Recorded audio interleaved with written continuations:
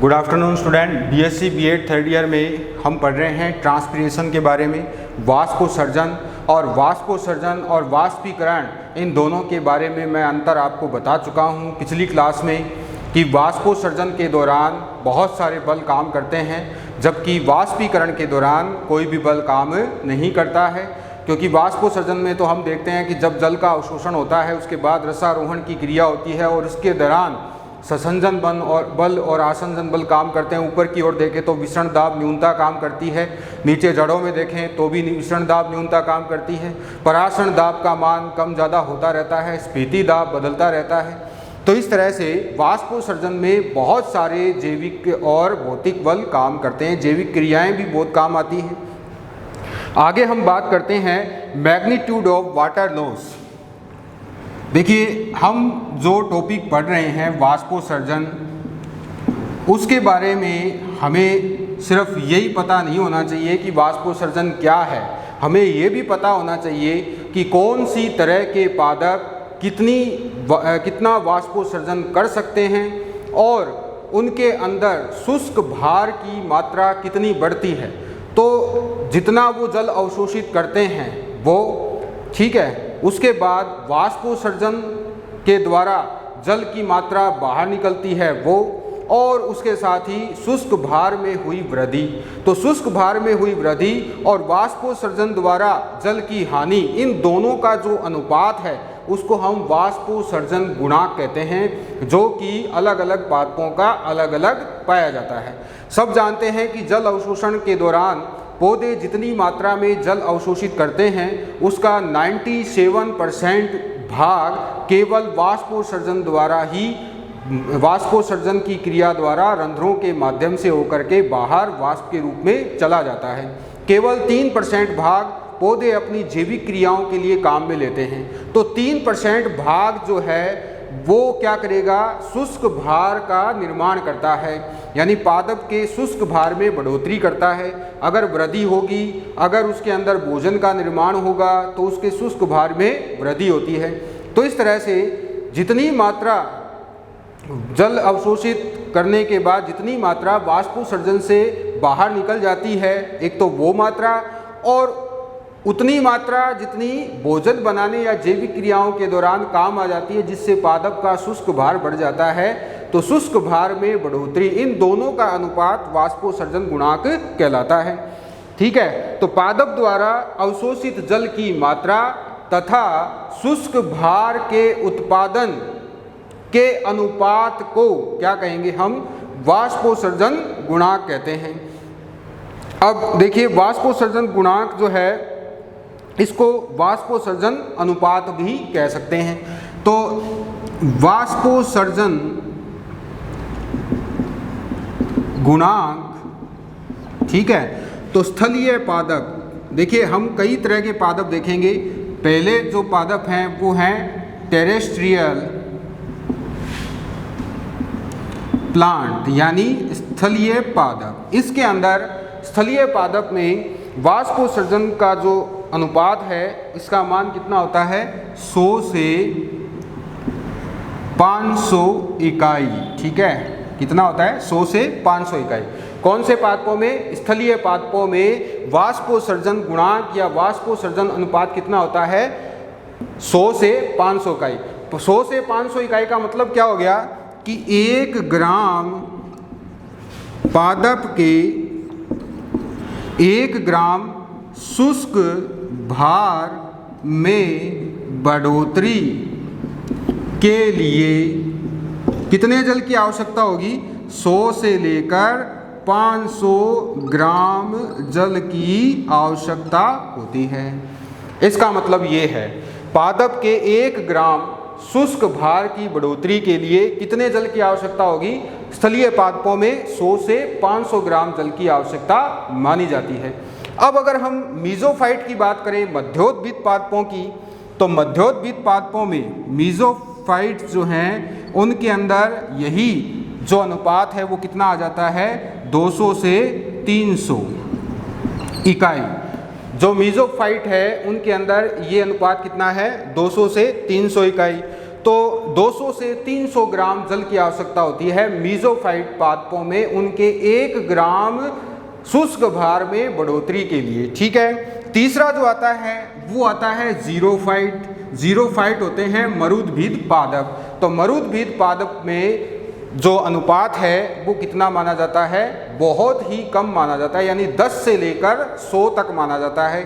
यानी 1 ग्राम शुष्क भार की बढ़ोतरी के लिए 10 ग्राम या फिर 100 ग्राम जल की आवश्यकता होती है। यानी 10 से 100 यूनिट जो मानी जाएगी वो कहाँ मानी जाएगी, जो जीरोफाइट मरुद्भिदी पादप हैं उनके अंदर।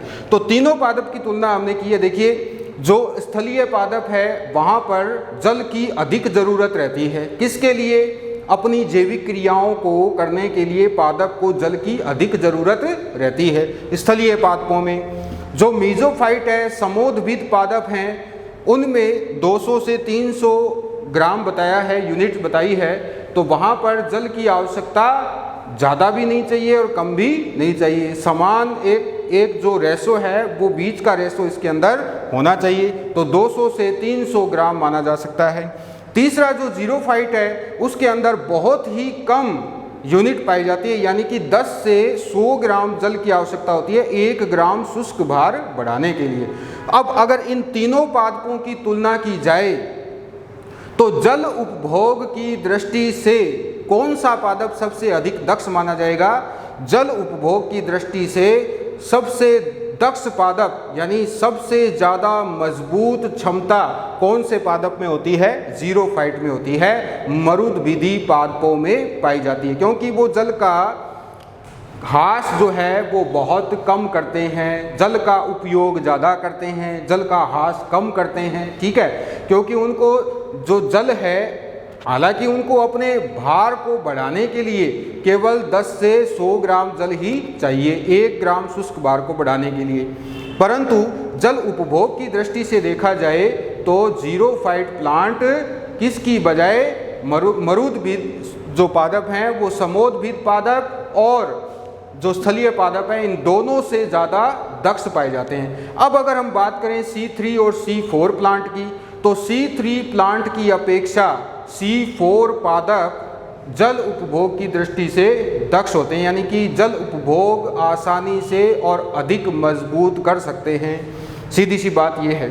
ठीक है, अब देखिए कुछ उदाहरण देखते हैं हम। ये तो हमने बात कर ली वाष्पोत्सर्जन गुणांक की। जो वाष्पोत्सर्जन गुणांक है वो एग्ज़ाम में आता भी है, इसी नाम से आता है। वाष्पोत्सर्जन गुणांक क्या है?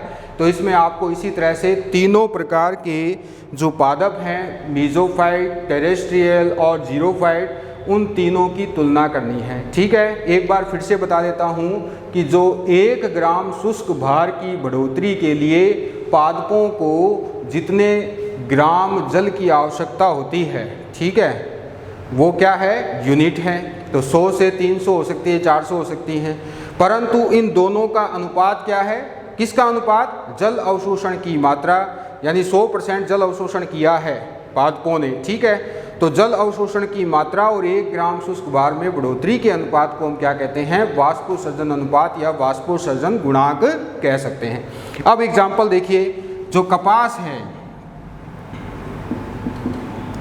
कपास का पौधा 1 दिन में 1 लीटर यानी 1 लीटर जल का क्या करता है? ये अवशोषण करता है। ठीक है, सॉरी, वाष्पोत्सर्जन करता है। 1 लीटर जल का रोजाना कपास का पौधा 1 लीटर जल का क्या करता है? वाष्पोत्सर्जन करता है। Gossypium species.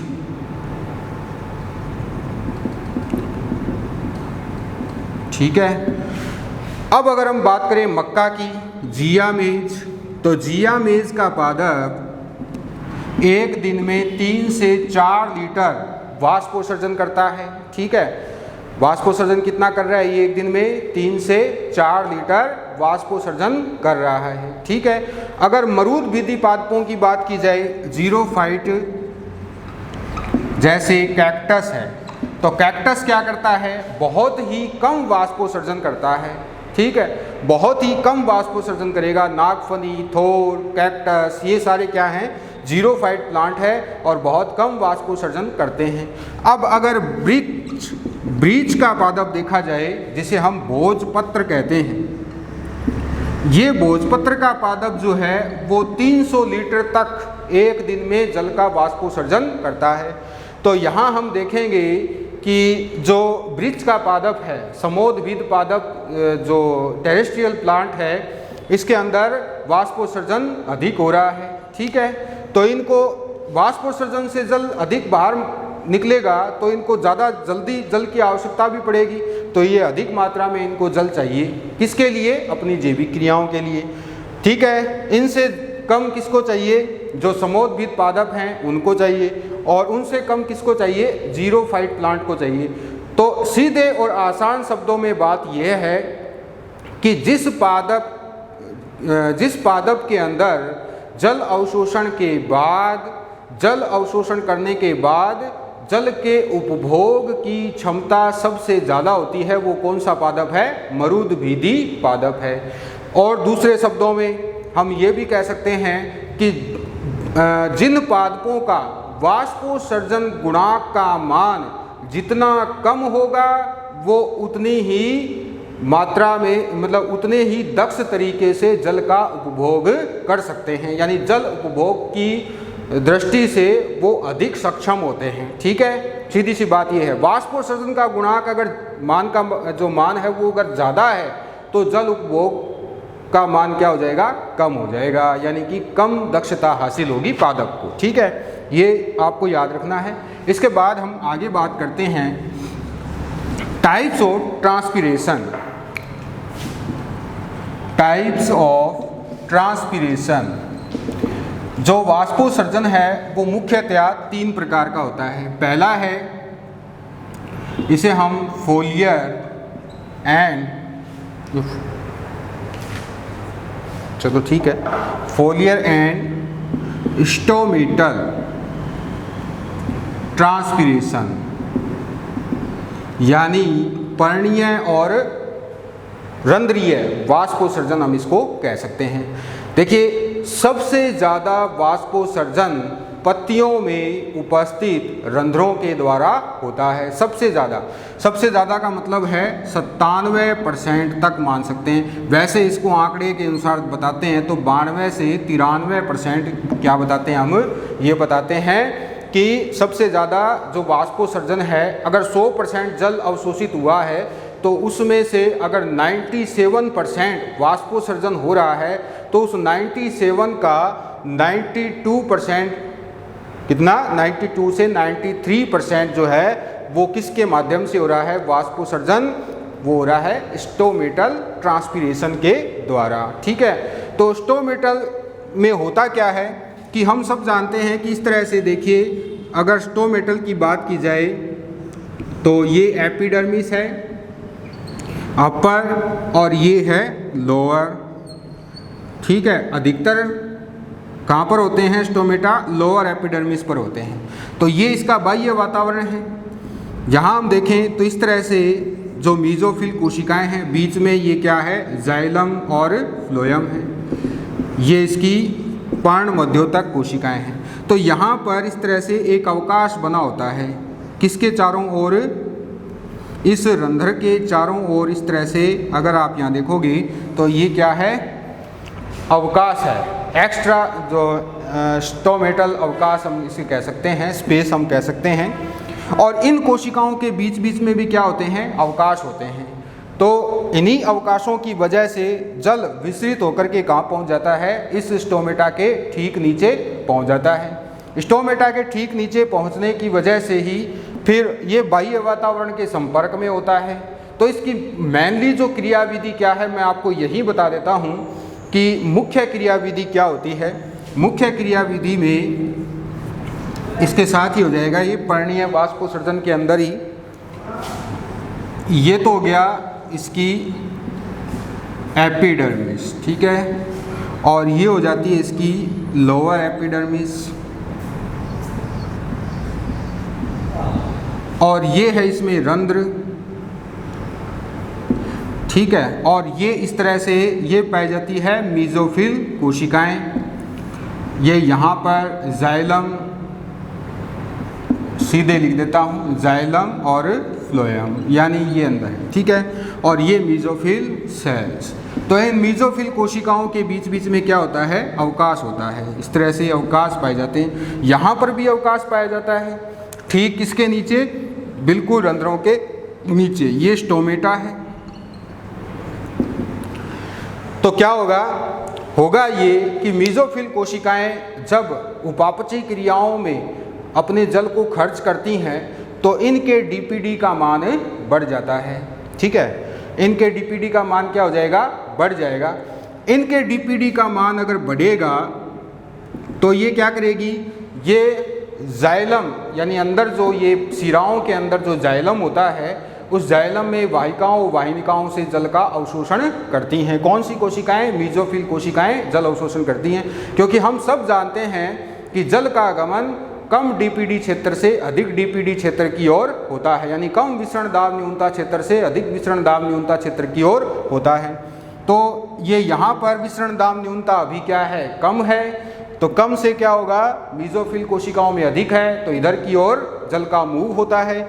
फिर क्या होगा, इसकी विसरण दाब न्यूनता क्या हो जाएगी, कम हो जाएगी। लेकिन ये जो अवकाश हैं, इन अवकाशों में डीपीडी का मान हमेशा कैसा होता है, बढ़ा हुआ होता है। इन अवकाशों में डीपीडी का मान बढ़ा हुआ होता है।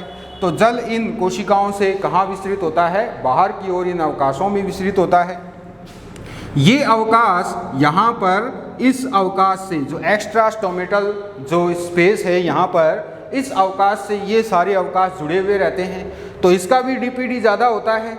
तो जल क्या करता है, आगे की ओर मूव करता है।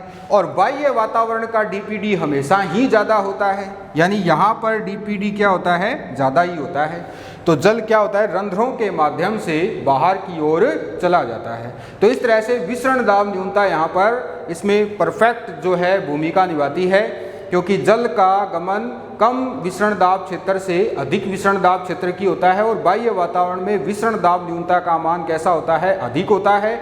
जल अपनी जैविक क्रियाओं में जब काम आ जाता है मीजोफिल कोशिकाओं में, तो मीजोफिल की कोशिकाएं क्या करती हैं, इधर जाइलम की वाहिकाओं और वाहिनिकाओं से जल का अवशोषण करती हैं, जिससे इनकी डीपीडी का मान तो कम हो जाएगा, लेकिन जो इसके अंदर इंटरसेल्युलर स्पेस है वहाँ पर डीपीडी का मान बढ़ा हुआ है।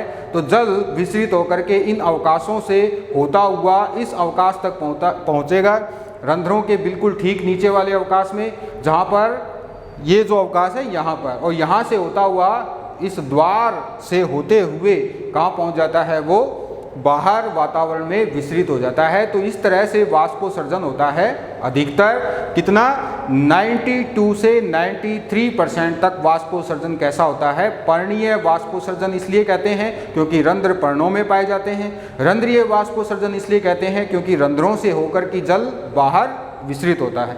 दूसरा जो आता है इसमें नेक्स्ट नंबर अगला, वो है एपिडर्मल या क्यूटिकुलर और एपिडर्मल, ठीक है। क्यूटिकुलर का मतलब होता है क्यूटिकल की परत पाई जाती है। सब जानते हैं कि जो तने होते हैं स्थलीय पादपों में, उन तनों पर इस तरह से एक मोटी परत पाई जाती है। और वैसे तो ये क्यूटिकल क्या होती है, जल के लिए अपारगम्य होती है। मोम जैसी एक परत पाई जाती है एपिडर्मिस के ऊपर, और वैसे ये जल के लिए अपारगम्य होती है। परंतु अगर ये पतली परत के रूप में होती है तो जल के लिए क्या हो जाती है, ये पारगम्य हो जाती है। दूसरा, इनमें कुछ ऐसे भी पौधे होते हैं कि इनके अंदर छोटी छोटी दरारें भी बन जाती हैं। तो जल इन दरारों से होकर के बाहर की ओर बाह्य वातावरण में विस्तृत होता रहता है। तो जल इस तरह से अगर ये टूटी हुई है तो यहाँ से जल क्या निकलता रहता है, बाहर निकलता रहता है इस एपिडर्मिस, बाकी तो सारा पार्ट तने का है ही। तो इस तरह से जल का अवशोष जो वाष्पोत्सर्जन है वो होगा। और ये मात्रा कितनी है, ये 7 से 8% होती है। कुल वाष्पोत्सर्जन का 7 से 8% क्या माना जाता है, क्यूटिकुलर या एपिडर्मल माना जाता है, ठीक है। तीसरा आता है लेंटिसेल। लेंटिसेल क्या होते हैं, जो पादपों के जो बड़े बड़े वृक्ष हैं उनके तने में उनकी छाल होती है। इसी तरह से जो फल हैं उनके छिलके में भी छोटे छोटे रंध्र पाए जाते हैं। उन रंध्रों और छालों में उपस्थित रंध्रों को हम क्या कहते हैं? लेंटिसेल कहते हैं। लेंटिसेल। इन लेंटिसेल में क्या होता है, इस तरह से एक सेक्शन बना के दिखाता हूँ मैं आपको। इसमें क्या है, इस तरह का भाग होता है ये,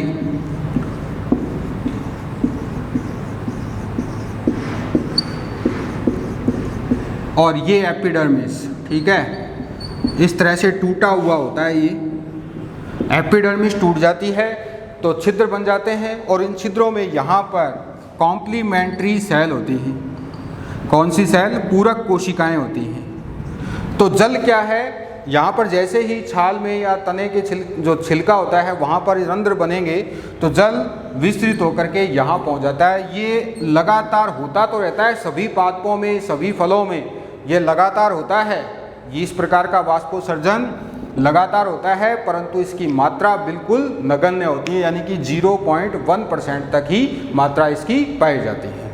तो आज के लिए बस इतना ही स्टूडेंट। कल हम इसमें बात करेंगे वाष्पोत्सर्जन की क्रियाविधि और बहुत सारे जो रंध्रीय उपकरण है उसके बारे में पढ़ेंगे और कौन कौन से प्रकार के स्टोमेटा पाए जाते हैं उनके बारे में। तो आज के लिए बस, थैंक यू।